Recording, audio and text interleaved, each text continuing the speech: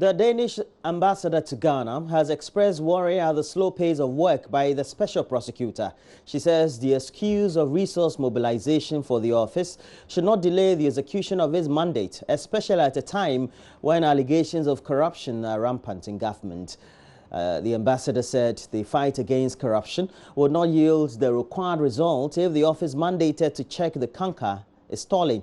She was speaking exclusively to JoyNews on the sidelines of an event by the Ghana Integrity Initiative to launch its interfaith anti-corruption project. We think that the newly established Office of the Special Prosecutor holds a very important potential in really making a difference to anti-corruption in Ghana. We think maybe that the process is moving a bit slow. It's a while ago that the Special Prosecutor was nominated, and we know that he's still waiting for resources for his office. We hope that they will soon be coming, because there's an important work to do. It is actually worrying a little bit. We would definitely like to see this moving much faster. We know that there are probably reasons for it, but it would be important for the general public to see some significant steps being taken very soon. There are a lot of good initiatives in Ghana.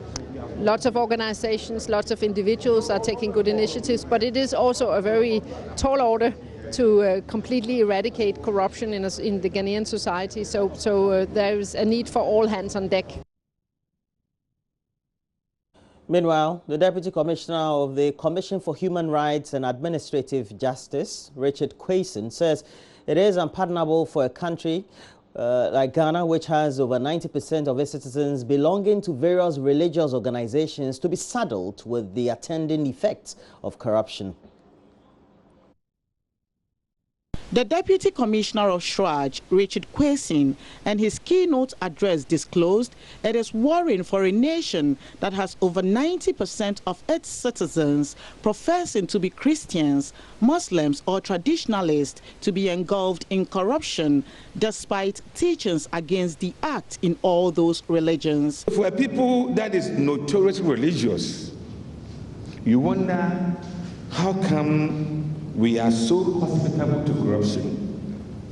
The very thing our faith consider as abomination.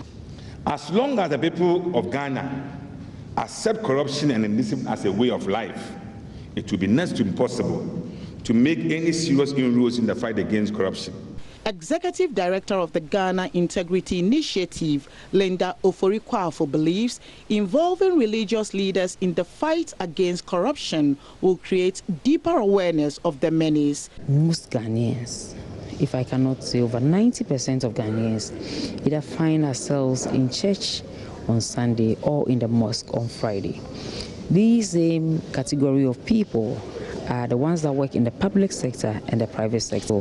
So then why don't we use these religious bodies who are seen as influential to reach their own congregants? Some of the interfaith anti-corruption ambassadors are optimistic executing their role will help in the fight against corruption. By the very nature of my calling as a Christian leader, the Bible abhors corruption and all its ramifications. So it's as a matter of duty. So if I'm asked to act as an ambassador, I think it's a call in the right direction. It behoves me and my community to sit up and work out plans that will help all of us to boldly come out and frown at it. The Interfaith Anti-Corruption Project on the theme, Speak Up, Resist and Report Corruption, is the first phase of the GII's nationwide campaign against corruption, with focus on Greater Accra, Volta, Ashanti, Western and Northern regions, and with support from Danida. Charity Emihil Batel's report for JoyNews.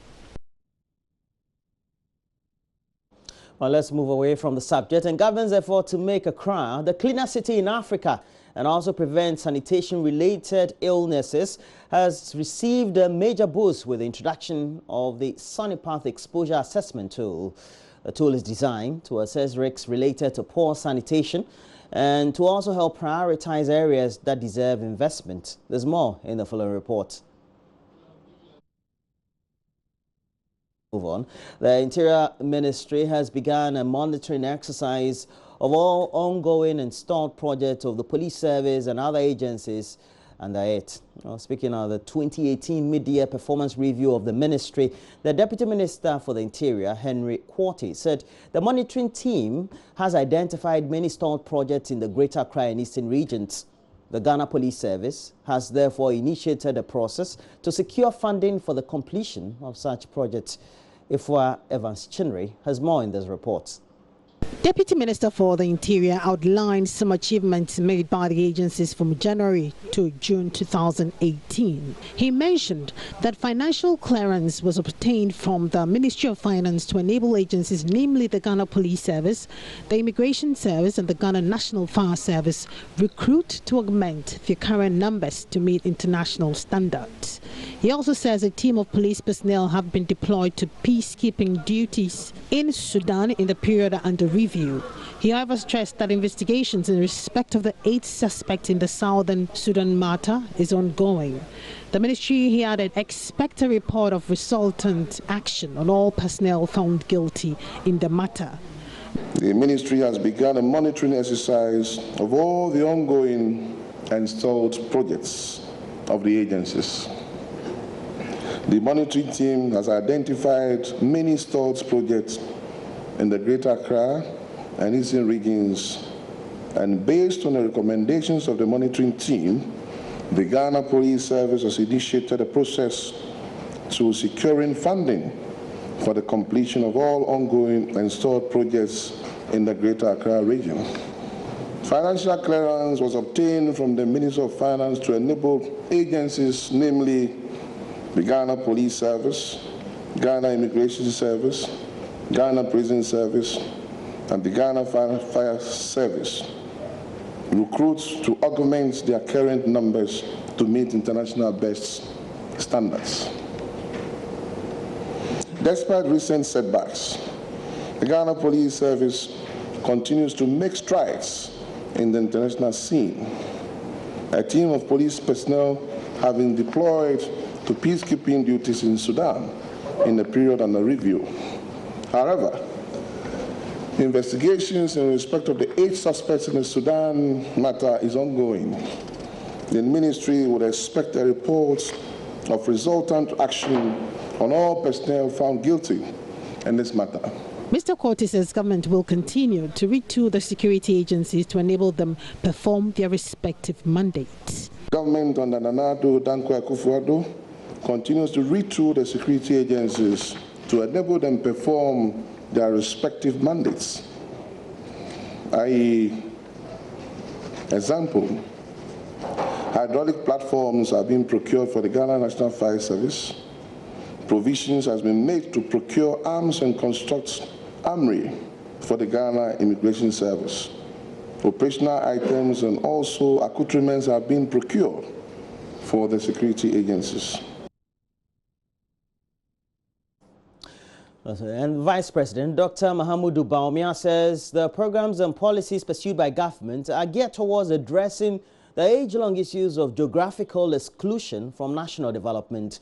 According to the Vice President, policies including free senior high school initiative, the national rollout of the Ghana Card, digital property addressing system, and the establishment of 3 development authorities are all designed to ensure that the challenges militating against nationwide access to development opportunities are addressed in a more holistic manner. Dr. Mahamudu Bawumia was addressing the ongoing 2018 annual conference of the Ghana Geographers Association and the Geography Teachers Association of Ghana, which is taking place at the University of Education, Winneba. Richard Kujanyako has more. Dr. Bawumia has been outlining the rationale behind the policies of government. He explains that having a unique national ID card is a prerequisite for any nation aspiring to modernize. And the Akufo-Addo government is determined to ensure Ghana takes a place in the Committee of Developed Nations.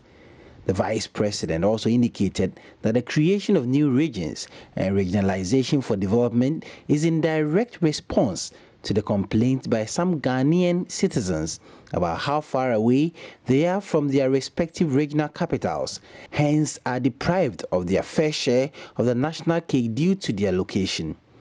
He explains all government policies being pursued are geared towards including everybody in the development of the country. And we have had, in the past, many strategies that have really tended to reinforce exclusion and marginalization. And so if you look at the sort of policies that we are undertaking in the last 18, 19 months that we have started to implement, at the heart of these policies is the attempt to make sure that regardless of where you are in this geographical space, you will be included in the development of this country. And we see education as a key to success. And that is why whether you are in rural or urban areas, whether you're poor or rich, we will make sure that our responsibility is to get you educated. Then you have also the national ID card that we have introduced. The Vice President also mentioned initiatives such as the land digitization agenda, the One Village, One Dam, One District, One Factory, and the Planting for Food and Jobs are all meant to create jobs, ensure food security, and address the mass migration of unemployed youth to cities in search of non-existent jobs. Let's go back and bring you this story. Government's effort to make Accra the cleanest city in Africa and also prevent sanitation-related diseases has received a major boost with the introduction of the Sanipath Exposure Assessment Tool. The tool is designed to assess risks related to poor sanitation and help prioritize areas that deserve such investment. There's more in the following report. Sanitation Pathway, popularly known as Sanipath, is a data collection tool designed to address sanitation conditions in the country. It assesses what poses the greatest health risk and what can be done to avoid the threat. You might be living in a place like Ringway Estates and think that, oh, I'm in a high-income neighborhood, so I'm not exposed to drains, water from the drains.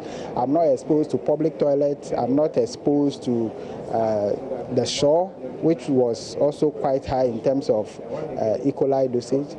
But in terms of the raw produce, you all go to the same market, we buy this raw produce from the same market. So it was high, the dosage of E. coli in the raw produce was high in all the neighborhoods, so which was quite risky.